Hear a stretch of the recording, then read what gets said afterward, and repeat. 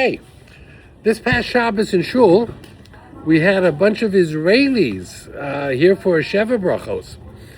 And the Gabbai asked them, "Are you Kohen Levi?" And he said, "No." So he called one of them up for Revi. And when the guy went up, he said, "I can't go up and make a bracha on the Torah." Why do you think he could not go up and make a bracha on the Torah? Because in Israel, they had read Parshas Naso the week before. And we weren't reading Parshas Bahaloscha, we were reading Naso in Shul. So he felt he already heard this Parsha, he's a week ahead, and how could he be called up for last week's Torah reading when he already fulfilled that obligation, and therefore he had no right to be called up? What would you say? Which calendar is it following? Shut up and say the bracha? That's what I said to him. And basically I said, "You're in America," and I said it a little bit more tactfully, but the message was the same. You got called up, you're not supposed to refuse being called up. Say the bracha, we'll all answer amen, you'll hear it again. But what they did do is after the minyan concluded, they asked if they could take a Torah out and read Bahaloscha, which they did. So they wanted to maintain that relationship. Now, the takeaway is also fascinating to some degree, and that is Israel doesn't seem to establish the rule of operations for the whole world. That means I would have normally have said if in Jerusalem they're reading a certain Torah portion, that should be read all over the world. So when Shavuos fell out on Shabbos, but in Israel it wasn't Shavuot, we should have caught up. We should have said on Shavuot, okay, we'll read the Shavuot reading, but then we're going to read Naso because that's what they do in Israel. You know, it comes out that we don't necessarily follow in Chutz La'aretz what is being done in Israel. And that is a fascinating halachic guide that seems unusual, because you would think that in the olden days, maybe Israel, we didn't have the communication, but with today, with the internet and with phone calls, if something is the norm in Israel, it should be obligatory across the world. Let me give you another example of something that is done in Israel, but not done here. And I'm just going to get it in my notes as well. And that is, we do not do Birkat Kohanim, Sfardim do, every day, but Ashkenazim don't. Now in Israel, they do. If you are davening in a yeshiva in an Ashkenazi minyan in Israel, they do Birkat Kohanim every day. Sfardim do, Ashkenazim do. The whole country does. You go outside of Israel, Sfardim do, Ashkenazim don't. So it begs the question, why don't we? Birkat Kohanim is a mitzvah in the Torah. Ko savorchos b'nei Yisrael. This is how you should bless the Jewish people. Why don't we do Birkat Kohanim? So the answer is a troublesome answer. Let me tell you it's a very troublesome answer. I did some research, and what's brought down by the Maharil is that there was an opinion that Kohanim, before they do Birkat Kohanim, should go to the mikvah. And in Chutz La'aretz, the winters were so severe, Kohanim did not want to go to the mikvah. Now, maybe in those days the mikvah was outside, I don't know. Number two, fascinating, this was written 150, 200 years ago. The Maharil wrote, because people had to go to work, and they just didn't want to stay an extra 2 minutes for Birkat Kohanim. They were so anxious to get to work, they would have left early. And number three, which is really shocking, he says in most of the synagogues in his community, there were non-Jewish workers who were always on staff cleaning and washing, and he didn't want that the non-Jewish workers should be exposed to Birkat Kohanim. The second reason that you just gave, I heard it applying to other things also regarding Ashkenazi prayer, that a lot of things that the Sephardim read cut out of the Ashkenazi prayer because people needed to go to work, didn't have time to, and that's why also they don't read everything out loud. They just read like the last pasuk or the last three. Well, we dive into ourselves, correct? Yeah, in the Sephardic synagogue, they read everything out loud, and it takes much longer. Right, and that's why many of us Ashkenazim, when we're invited to Sephardi minyanim, we bow out. Now, I don't know if that's a positive statement or a negative statement. Now, there are more rights that in our communities, we do Birkat Kohanim only on Yom Tov, because on Yom Tov a person is besimcha. They're happy. And a Kohen is supposed to bless people when everybody is happy. But during the week, most people are not happy. So they asked Rama, well, what about Shabbos? You're supposed to be happy on Shabbos. He says, believe it or not, on Shabbos, people are worried about the stores being closed and how much money they're not making because they're keeping Shabbos, so they're no longer happy. He says the only time they're happy is on Yom Tov. So other than Yom Tov, we don't do Birkat Kohanim. That's what Ramah writes. The Magen Avram says it's a horrible minhag. He says it's a minhag garuahu. Now, that on its own is one thing. The whole story takes a left turn when it gets to the Vilna Gaon. The Vilna Gaon was the greatest mind in the 1700s, towards the 1800s. And Israel follows all the customs of the Vilna Gaon. I don't know if you're aware of that. When the state of Israel was formed, way back when, in 1948, and the Rabbanut began to be established, so you had the Sephardi chief rabbi, you had an Ashkenazi chief rabbi, and they had discussions who to follow, and it seemed that there was a consensus that they would follow the dictates of the Vilna Gaon. Now that's interesting. It didn't always work. I'll give you an example.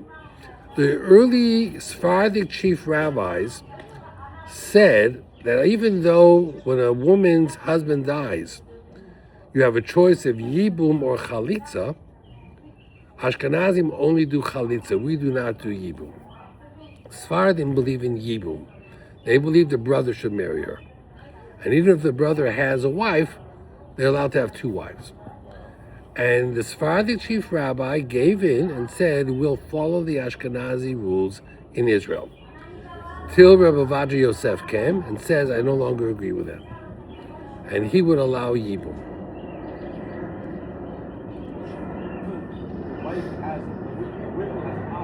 Yes, the widow has an option of saying, thank you for the offer, I'll take chalitza instead. You were a great brother-in-law, but I don't want to be married to you. Well, it's only chalitza, correct. So, there were certain rules. Now, the Vilna Gaon was of the opinion that you should do Birkat Kohanim every day. And he instituted that in Vilna. And the next day his synagogue burnt down.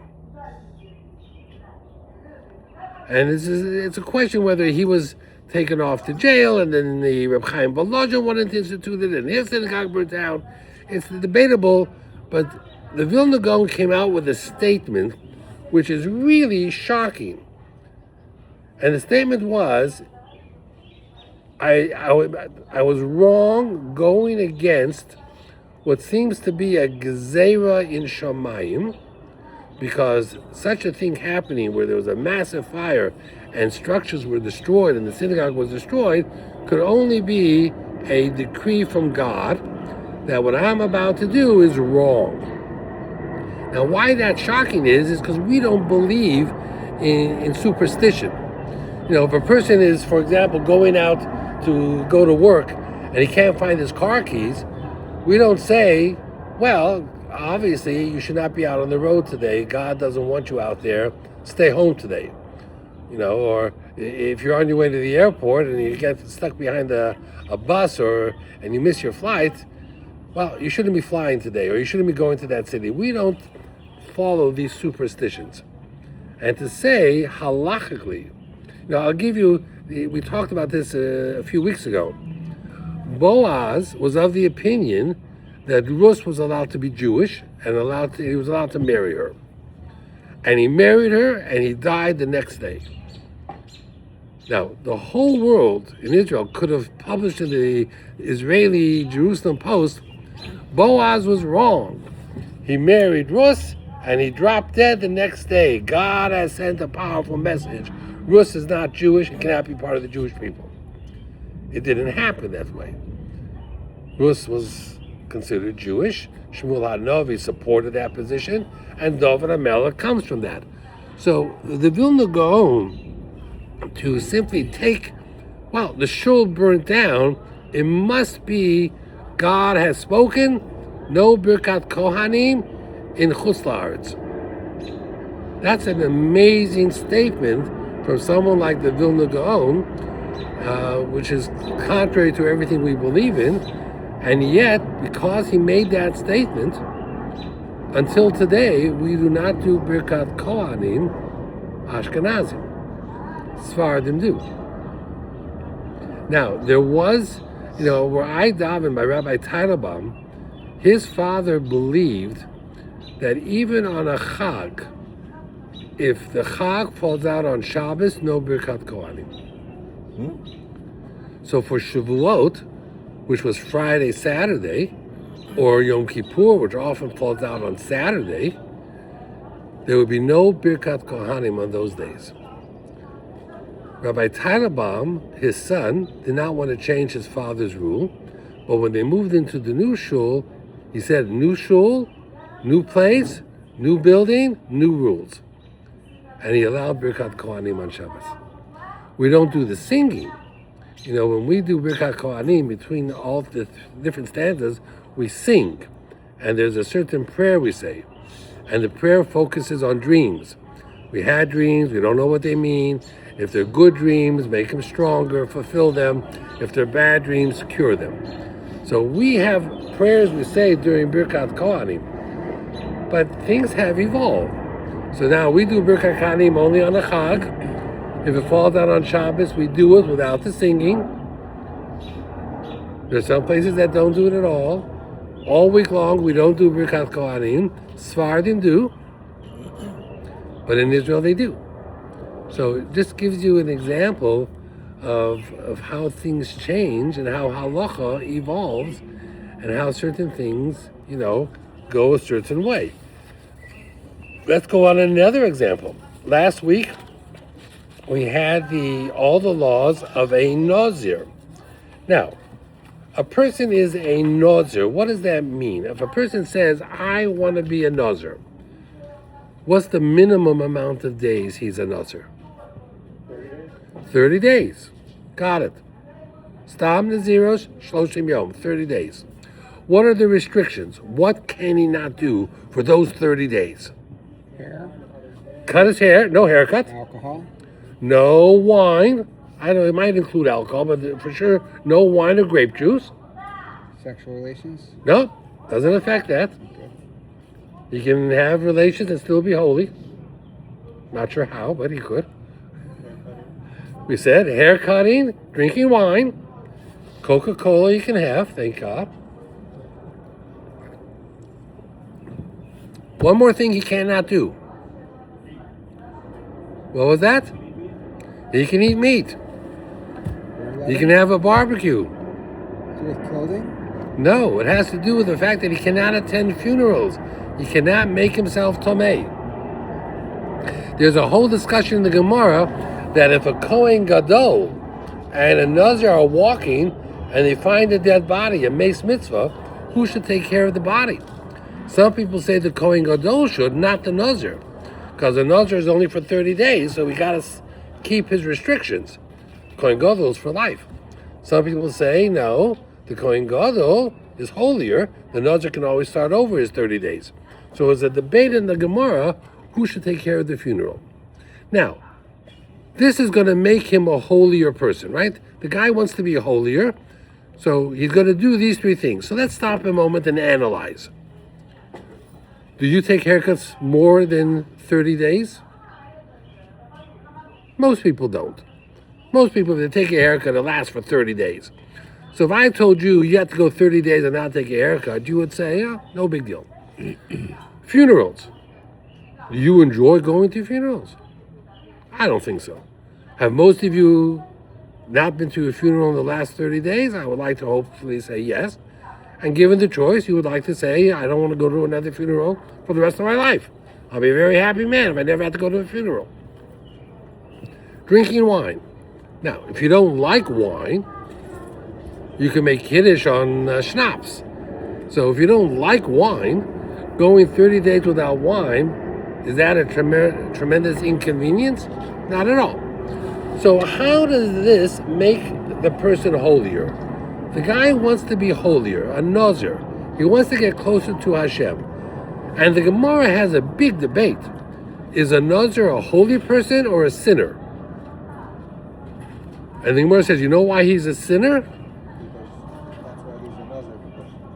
Because he must have done something wrong that he needs to create restrictions. The Torah is restrictive enough. There's 613 mitzvot. If that's not enough for him, that he has to go and find new ways to create restrictions, then something's wrong. Something's wrong with his balance. Did you bring a korban? Yes. Korban pata? Yes. For those restrictions. Because he forbade things that were permitted.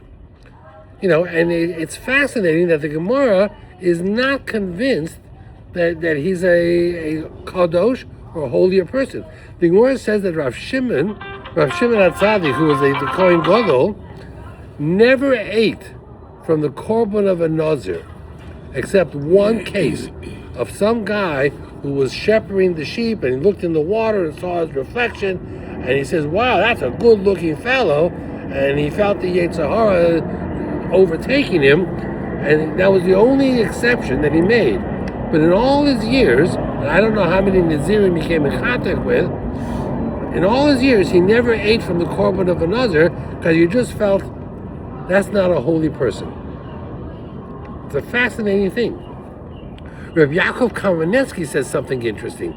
He says the Torah says a Nazir can't make himself tomei to his father, mother, brother, and sister. What about wife? Doesn't mention it. Son, daughter? Doesn't mention it. But those are included. So Reb Yaakov Kamenetsky brings down a pasuk in Novi that it was very common that the Nazirim were teenagers. They had no wife and had no children. They were teenage kids who somehow fell off the grid, became teenagers at risk, and the way they came back was by instituting a lot of these self-imposed restrictions. And Reb Yaakov Kamenetsky believes that the Nazirim of the Torah were these type of people, teenagers who were at risk, who went off the path and were trying to find the way back. The early Balchuvas. The early Balchuvas. Reasons. Now, the Gemara talks about people who were Nazir for their entire life. Shimshon was an example. Avshalom, David's son, was. Shmuel was. Of the three I mentioned, two didn't do so well. They were rebellious. That means the fact that they were a Nazir didn't make them holier Jews, didn't make them better Jews. I remember I once went to shul. I daven at 7 o'clock in the morning. So I often walk to shul at 6:15, because I get to shul a little bit earlier. I was walking in Kew Gardens, and there was a guy on his balcony with his tallis like this over his head, out on his balcony, screaming Shema Yisrael, saying Shema Yisrael, as I was walking by. He looked at me. He knew who I was. I knew who he was. He said to me, what do you think, Rabbi, of my shacharit, of the way I'm davening? Out on my balcony, tallis over my head, looking up to the heavens, screaming Shema Yisrael. So I said to him, Kew Gardens has like hundreds of Jewish families. Let's look around. how many other people do you see doing that? Nobody.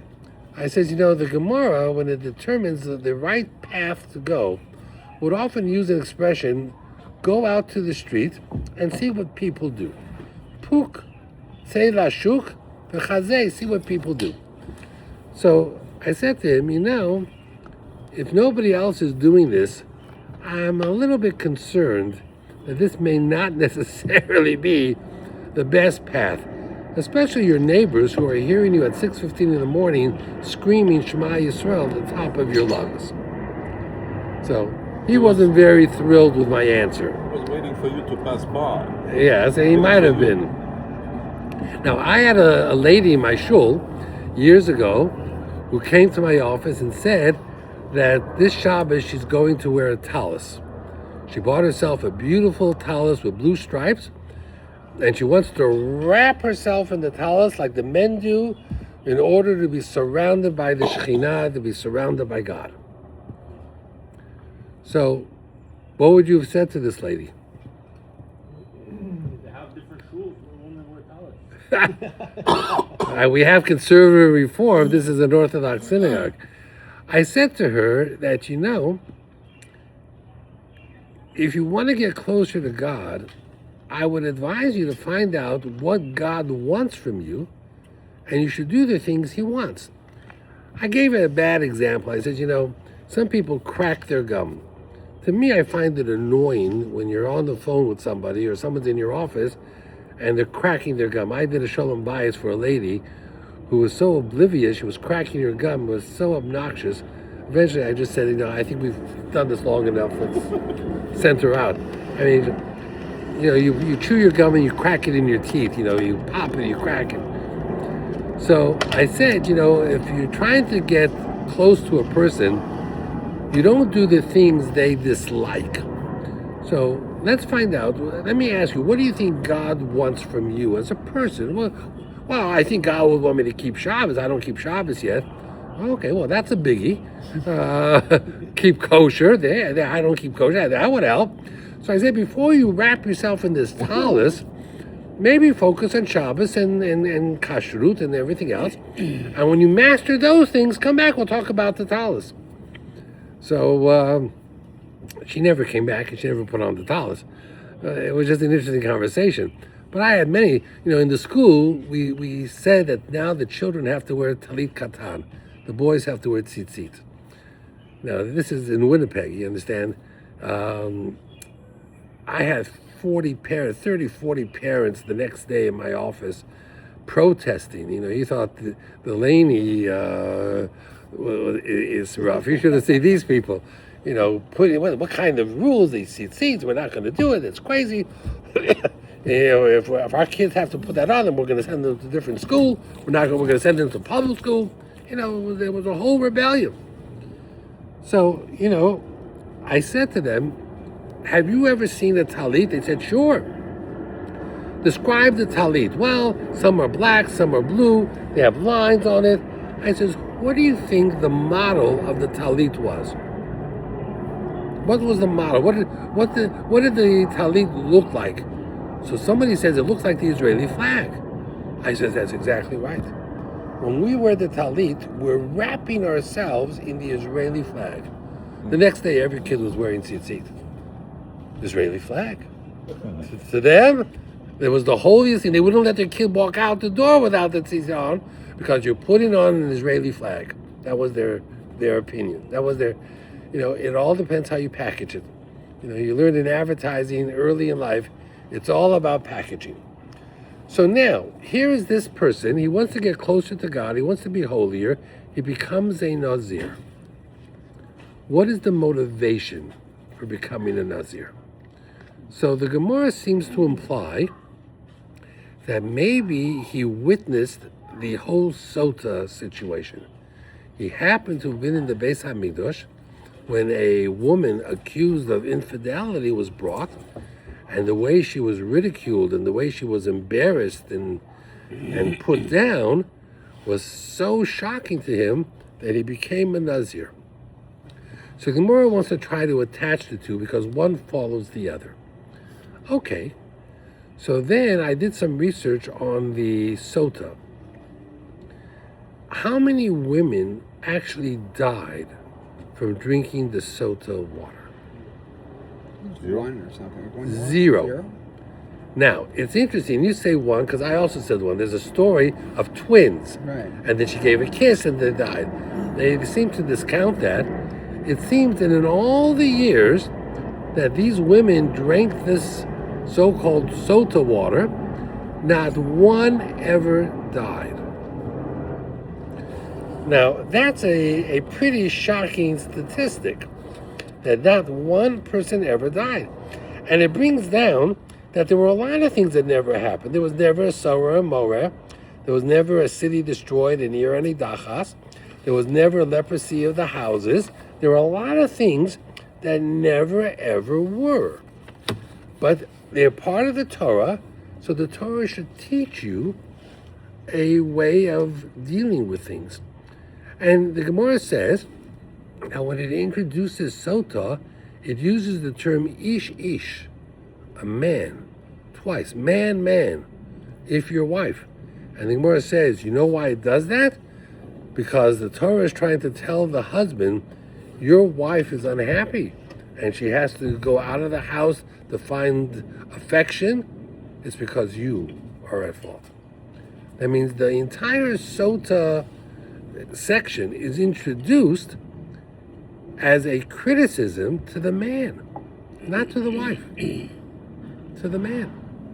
Ish. You know, you have to be careful how you run your household, how you deal with your wife, how you deal with situations. Then there's a whole conversation in the Gemara, and the Ben Ish Chai has a whole thing on it. What if the sota was expecting? Would they give her to drink and she could run the risk of dying and the baby would die? Or do you wait until she gives birth? What would you say? A sota woman is expecting. Does she drink now? Or do you wait till the baby is born? Let's say a woman is guilty of chilul Shabbat. She's decided she's going to get the death penalty. She's expecting. Do you wait till she gives birth? Or do you... Let's say she's 5 months along, 6 months along. I think if there was a chance that they would both die, we should wait. Rashi says you carry out the sentence right away. The Rambam paskins like Rashi, carry out the sentence right away. Tosfos disagrees. The Ben Ish Chai was asked, what would he do? Let's say a woman had an affair and she was pregnant, and now the child was not a kosher child. Would he allow for an abortion? And he says, halachically, he sees no problem with it, but he wouldn't do it. Why is the child not considered kosher? If she had an affair. If she got pregnant from the other guy, but Right. she had an affair after she was pregnant. Then it wouldn't make a difference. Child is fine. Reb Moshe Feinstein was asked, could a single woman who's pregnant have an abortion, or someone through incest? And he says no. He was very much against it. The chief rabbis, Rav Unterman and the Tzitz Eliezer, had a big debate. Rav Unterman says a fetus is a life, and therefore you can never have an abortion. And the Tzitz Eliezer said no. Until the baby is born, it has no rights. He allowed abortions in the second trimester in Shari Tzedek Hospital in cases of Tay-Sachs or mental deficiency, or if there was a problem with the child. So I get asked very, very often about questions of women who are expecting abortions, and there's no clear answer. You have the Tzitz Eliezer, and you have Reb Leizer Voldenberg, and you have two separate schools of thought. Reb Moshe is of the opinion that, the answer is no, and he has a hard no, but other people, it's not so simple. Halacha is not so clear, not so simple. Some people allow it and some people don't. Let's. It's never allowed? That's a question. That might be true. There are certain restrictions from the 7 mitzvahs b'nei Noach, but they're not going to follow what the Torah says anyway. But let's say a woman, for example, has a relationship and she wants to take the day after pill. She doesn't know if she's pregnant or not. Is there any restriction? The answer is no. She can do what she wants. She wants to do what? Take the day after pill, Plan B. It's 3 days now. What? It's 3 days. And it's now federally protected. Good you know all this stuff. She's allowed to. Again, it's not Are you the. allowed to make that if she doesn't want to? Are you allowed to make her do anything that she doesn't want to? You don't do it. I'm not. Dropping a little thing in your drink? What are you saying over there, buddy? I'm just trying to see you. Now that it's being recorded here, I just want to see as the lights go down.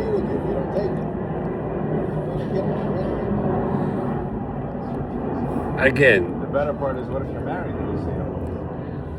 you know, in a strange way, Igor, in a strange way, over the years, I've had situations where I had a case where a lady did an abortion twice. She became pregnant. Again, she wasn't married. She was a single girl. And that was her method of birth control. And she had a psychotic episode. She had a breakdown. It seems that when she did that abortion, her life stopped. And when she would talk to you, she would talk to you as if it happened yesterday and it happened 10 years earlier. And she had no recollection of that day till now, the 10 years. And she would sit there and talk for hours as if it was happening, it just happened yesterday. So, you know, the mind plays tricks on you. And there's mental health and there's physical health. And there are a lot of factors that come into play. You know, women ask me all the time, they've had quite a few children, they don't have any more children. Can they tie their tubes? Can they have a tubal ligation? It's a form of sterilization. Can they not? A man cannot. Women can. A woman can, a man cannot. So again, there are opinions, both pro and con, and I usually give them something to read that discusses the pros and the cons. But at the end, they make their own choice, they make their own decision. How is it allowed for you, knowing that she did what she did, to be with her still? It's not considered as wasting seed? Well, you know, again, you are not wasting seed, you are doing what you have to do. You're going to She has no issue of wasting seed. That's not something forbidden on her. Know that it's not going to work. If a woman is 70 and she's past menopause, can she still be married? Are you not wasting seed? That's natural. Oh, I don't remember when it talks about wasting seed where there was a footnote that said, but natural is okay. Just don't recall that, you know, maybe you could show me. And we could take this conversation to levels not on tape. You know, talk about lesbians. Is a lesbian relationship forbidden according to the Torah? No. The answer is no. What about You could celebrate June, Well, the act of it is, right? but it's a relationship. It's not. The male relationship is because it's wasting seed. By the woman, it's not. Isn't it like being like a mitzvah, the whole thing? Again, That's why. but at the bottom line is, if a girl would ask you, halachically, you know, is it forbidden? You can't say yes. It's not forbidden. You cannot have family. It's not what Hashem intended. That's not the marriage that the Torah defines. That's not the relationship that it is. But it gets into a very complicated area of halacha. And if you want to be strictly following the written Torah, you know, you can't make stuff up. You can't create your own isser. For men, it's an abomination. For women, It's not necessarily. That doesn't mean I'm going to go out there on a soapbox and advocate certain relationships. You know? Isn't there an issue to not act like the mitzvah, and that lesbianism is one of the things the mitzvah practice? Again, it's not in the Torah that way. It says in the Torah, it says don't do chukas ho'amori, but those are chukas ho'amori that don't exist today. The Egyptians of old don't exist today. The Amoris don't exist today. They're not around today. So that wouldn't apply? No. Okay. You know, these things are not there. Again, there are certain things that you have to be able to do and not do, and the Torah is very specific, and halacha is very specific. And there's a family orientation, and there's a direction that we want to conform. But when you deal with very specific questions, it gets very, very complicated. You know, we're not even talking about, you know, IVM and, you know, whether you can have a donor or not a donor. You know, halacha, you know, has grown a lot over the last few years with the advent of people like Rabbi Ovadia Yosef and Rav Moshe Feinstein. There are many, many halachos. I see this guy, he needs a drink bad. This poor guy. This week we had Birkat Kohanim.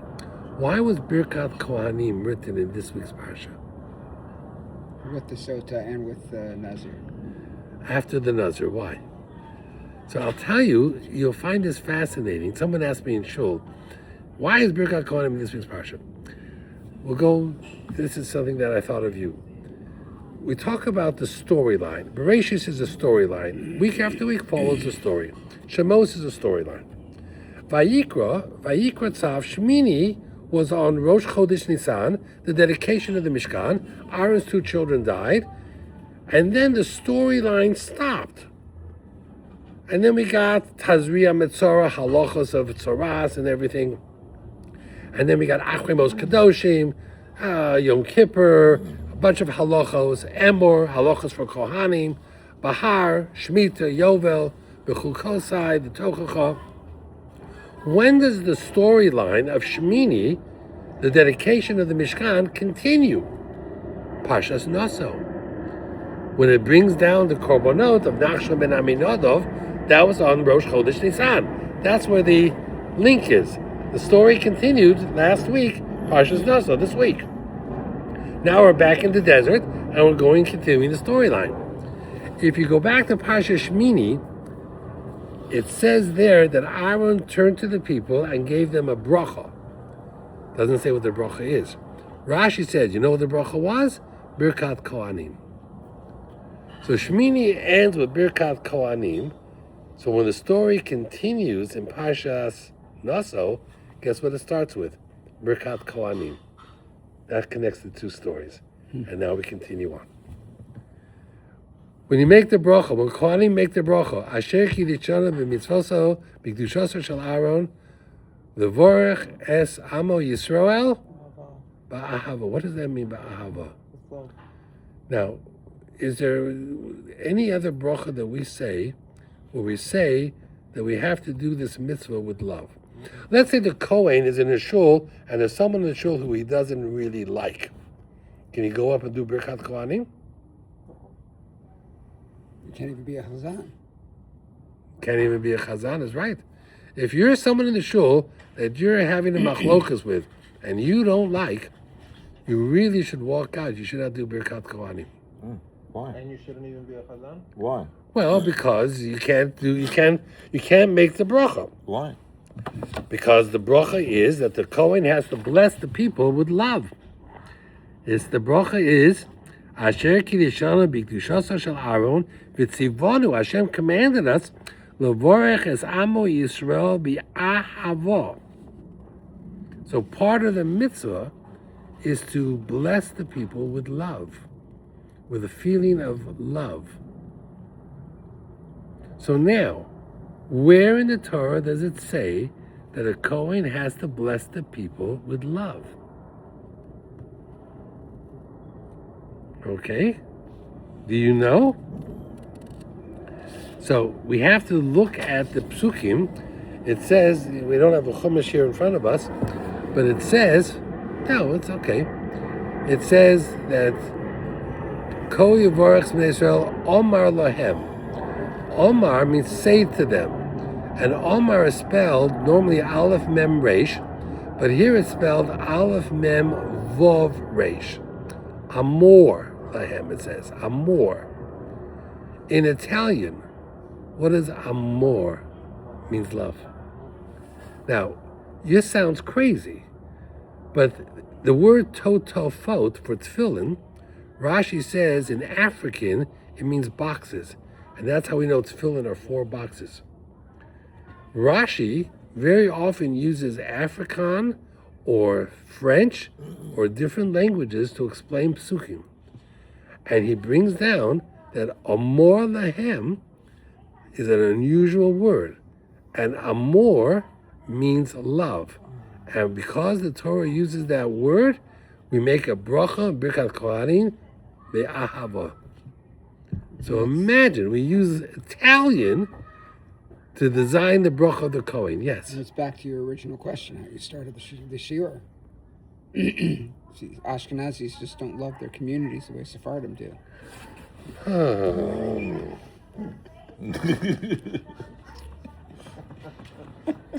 On the record. You know, let's try this. Let's put it this way.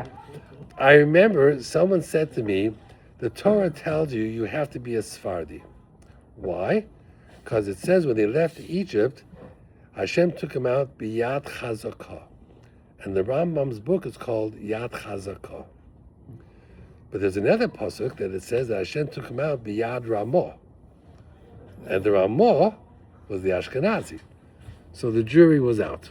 The jury was out. Now, we can discuss the Sephardi method of love versus the Ashkenazi method of love. But it would be very dangerous to do that on a tape. So we're going to skip that. We're not going to be baited tonight. What does Biyad Ramah mean? Biyad Ramah means with an outstretched hand. Now you should know that when the Rav Yosef Cairo wrote the Shulchan Aruch, the Ramah was in the process of writing his own Shulchan Aruch, and he shelved it, and he only made notes on the Mechaber. And Rabbi Chidah called the Ramah, I know you have to leave, called the Ramah's book the Mapo. The Shulchan Mapo means tablecloth. The Shulchan Aruch, the Beis Yosef, set the table, and the Ramah was the tablecloth, and the Ramah was okay with that. No problem. So it's just interesting how the Ramah had a certain humility to him. Okay, next. The question comes up as follows. I was just this week I was looking at in Bahaloscha, so just a thought or two. How are we doing time-wise? Oh, got plenty of time. We're going till 11:30. We said okay, no problem. Here, it's interesting that the Levium served in the Beis HaMikdash between the ages of 30 and 50. Kohanim, all ages, they were kosher. The Levium, the hard work was between 30 and 50. After 50, they were opening and closing doors and singing.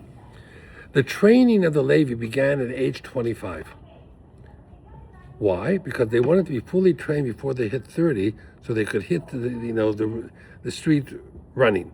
They didn't want to delay because they only had 20 years of service. The Kohanim were trained from the day they were born.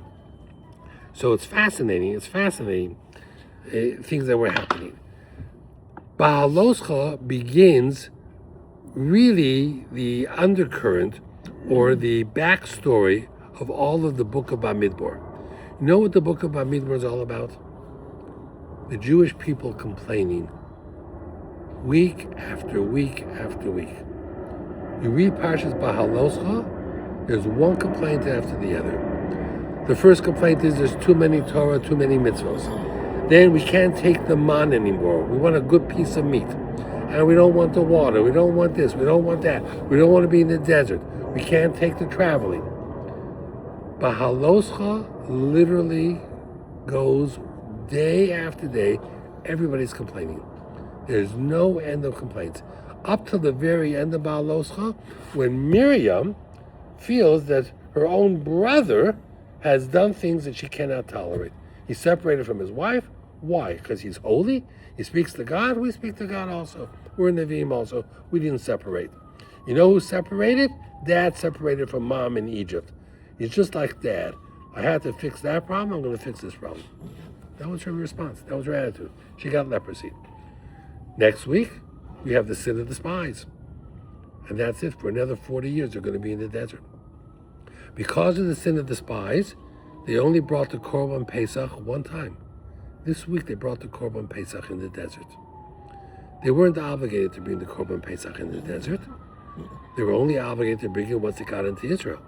But since they were on the way to Israel, Moshe felt, on the way is almost there. So he allowed the Korban Pesach. What? But now they were all going to die out, so there's no more Korban Pesach. After this week, for the next 40 years or 39 years, they never brought a Korban Pesach. The next person to bring the Korban Pesach would be Yehoshua after Moshe dies. So this is the one and only Korban Pesach in the 40 years in the desert. So Bamidbar is about a roller coaster ride of the Jewish people, up and down, up and down, up and down. And the Navi, David HaMelech writes, or Shlomo HaMelech, I think, writes, he says that Tzaddik falls 7 times and always gets up. He says the Dor HaMidbar, the desert, what made them so great was they kept falling flat on their face. They kept making mistakes. But each time they did, they got up, brushed themselves off, and kept going. The greatness of the desert was the fact that they allowed themselves to be human, to fail, recover, and try to go forward. And that was what made them unique. But that's what the book of Bamidbar is all about. Literally the ups and downs. And every week, next week Shalach, horrible situation, 40 years in the desert. Then comes Korach, Makoshesh Eitzim, all these events, Bolok, Bilom, all these things are happening, Zimri ben Solu, Cosby Basur. Every week, 30, 40, 50,000 Jews are dying. That is Sefer Bamidbar. And that will take us until the end of Bamidbar, where the Vorim is in the last 6 weeks of Moshe Rabbeinu's life. And he wraps it all up with Mishnah Torah, repeating the Torah. So these coming weeks, each week, follow the storyline. Each story is troublesome. Each story has in it a failing. And each story has in it a recovery. And you've got to put it all together.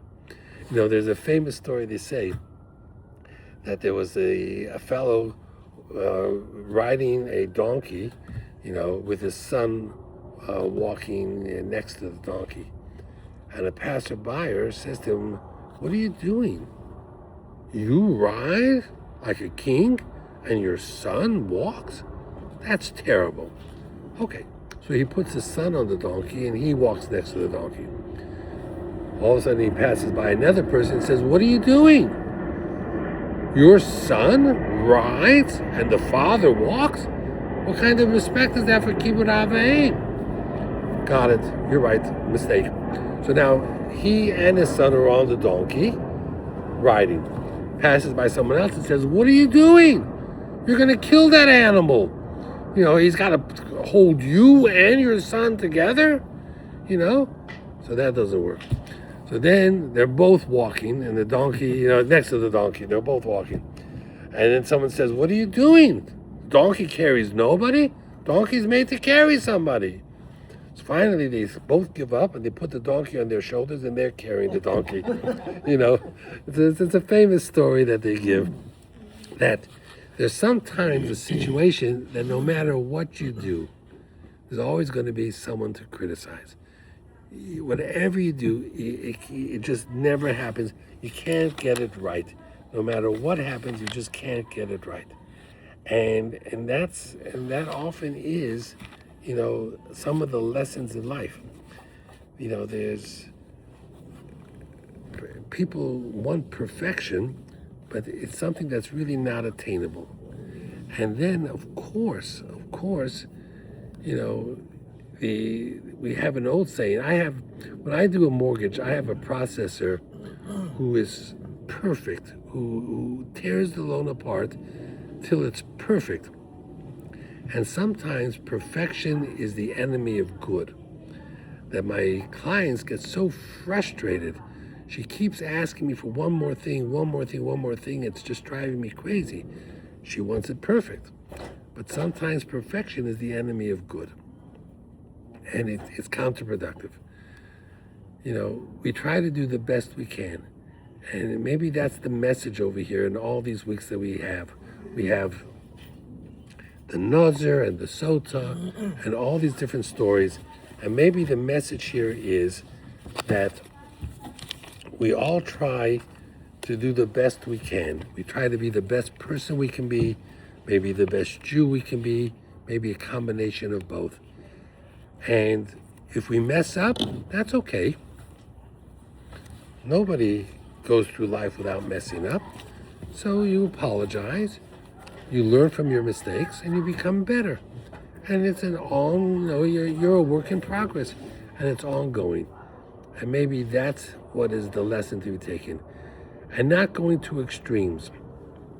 You don't have to go out on your balcony and cry out Shema Yisrael. Just be grounded, level-headed, normal, healthy. Good days, bad days, we're human. I don't think Hashem wanted us to be anything more than that. And hopefully, if we're able to accomplish that, then we're able to grow. And every year as we grow, we earn the right for another year because we're able to accomplish as much as we've been accomplishing. Thank you very much. Thank you. Have a good night. Sacco